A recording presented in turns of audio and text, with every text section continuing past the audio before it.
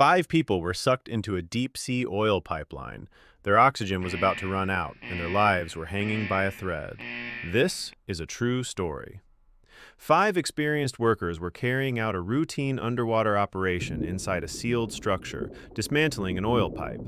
None of them expected that this seemingly ordinary task would become the beginning of a nightmare. As they prepared to unscrew the bolts on the pipeline according to procedure, a disaster caused by the massive pressure difference between the inside and outside erupted without warning. The moment the bolt was loosened, the pipeline became like a giant beast opening its jaws, unleashing a devastating force. Tools, equipment, and the 5 men who had no time to react were instantly swallowed and violently dragged into the deep underwater pipe. Inside the narrow, freezing pipeline, the 5 men were like rootless duckweed, dragged along by an immense suction force all the way to a point near the end of the pipe. That short minute felt like the longest torment of their lives. They could feel their bodies scraping painfully against the pipe walls and hear the roaring current, yet they couldn't even call for help. When the suction finally stopped and silence returned, the 5 men were left sprawled inside the pipe, shaken and terrified. Luckily, they had stopped at a slightly raised section of the pipeline, forming a small air pocket. The air that had been sucked in gathered there, becoming their only hope of survival. Once they regained their senses, they quickly called out to each other and counted heads. All 5 were alive, but each had suffered varying degrees of injuries. The most severely injured was the second man in line. His leg was broken, and the intense pain had caused him to lose consciousness. Even worse, the oxygen tanks they depended on had been lost during the violent dragging. The cramped space and limited air meant they couldn't wait long for rescue.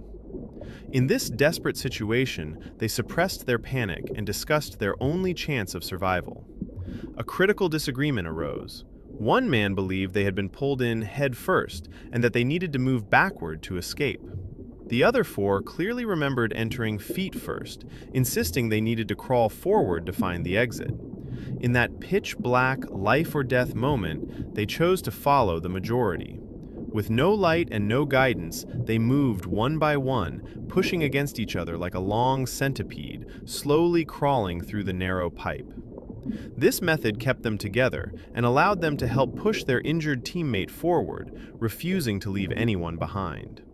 During their difficult progress, they unexpectedly found 2 oxygen tanks that had also been sucked into the pipe with them. It should have been a glimmer of hope, but what followed was even deeper despair. The pipeline ahead was completely flooded. To move forward, they would have to dive underwater, but 2 tanks for 5 people were far from enough. Worse still, they had no idea how long the submerged section was or where it led.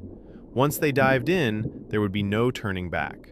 There was another major obstacle, the injured man with the broken leg. Even in the dry section, he could barely move. Underwater, he wouldn't be able to move at all, and he was positioned second in line, blocking the others from passing. At this moment of deadlock, Chris stepped forward. He made the bravest and most tragic decision to go ahead alone with 1 oxygen tank to scout the way. He solemnly promised his teammates that if he made it out, he would immediately seek help and return to rescue them. If he didn't come back, it would mean he had met with disaster. Seeing the determination in his eyes, the others knew this was their only option. With tears, they agreed. Chris didn't know if he had chosen the right direction, but he had no other choice. The journey was even harder than he imagined. The freezing seawater surrounded him, and the narrow pipe prevented him from fully extending his body. He could only crawl forward, inch by inch. After an unknown amount of time, Chris found another raised section with a small pocket of air. He removed his breathing apparatus briefly to catch his breath before diving forward again without hesitation. This time, he felt true despair. Endless darkness, a pipeline with no visible end.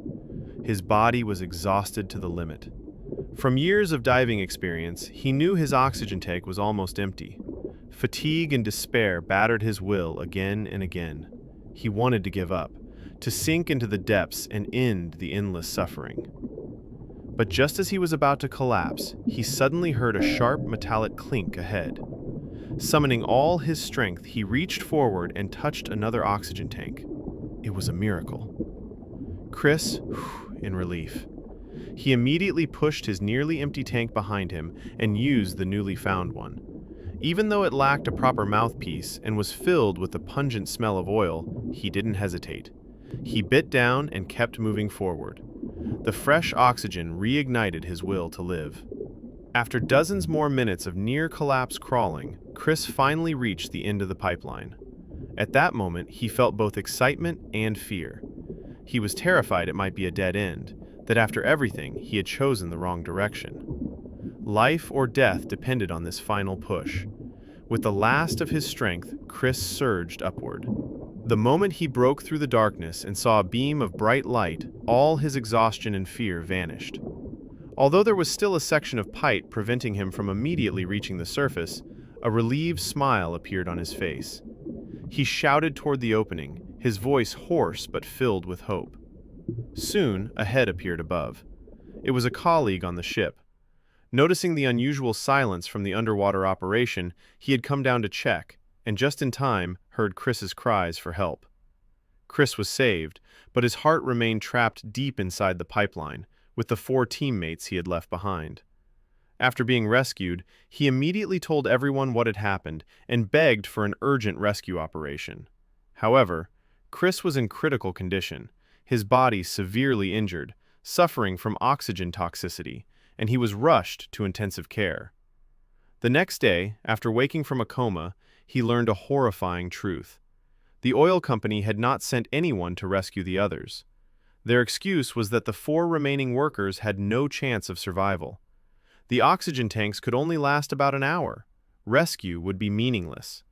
But the truth was, divers had already reached the pipeline and tapped on its walls, receiving clear tapping responses from inside. Those were signals of life, cries for help from 4 desperate men waiting in the darkness. Despite this evidence, the company remained indifferent, later claiming that proper rescue conditions were not available. Only then did Chris fully realize the cold reality. The company had never intended to save them. Rescue would require dismantling and replacing the pipeline at enormous cost. In the eyes of those in charge, repairing the pipeline was worth far more than 4 human lives. Overwhelmed by anger, despair, and grief, Chris tried to leave the hospital to seek justice for his teammates, but he was restrained and sedated, helpless. He lay in bed, watching time pass, knowing his teammates' lives were slowly fading away in the darkness. On the 4th day, divers could still hear tapping from inside the pipe. Those 4 men, through sheer willpower, had survived 4 days in darkness, injury, and suffocation. But by the 5th day, the tapping stopped. They never received the rescue that should have come. In the cold, dark pipeline, they lost their lives.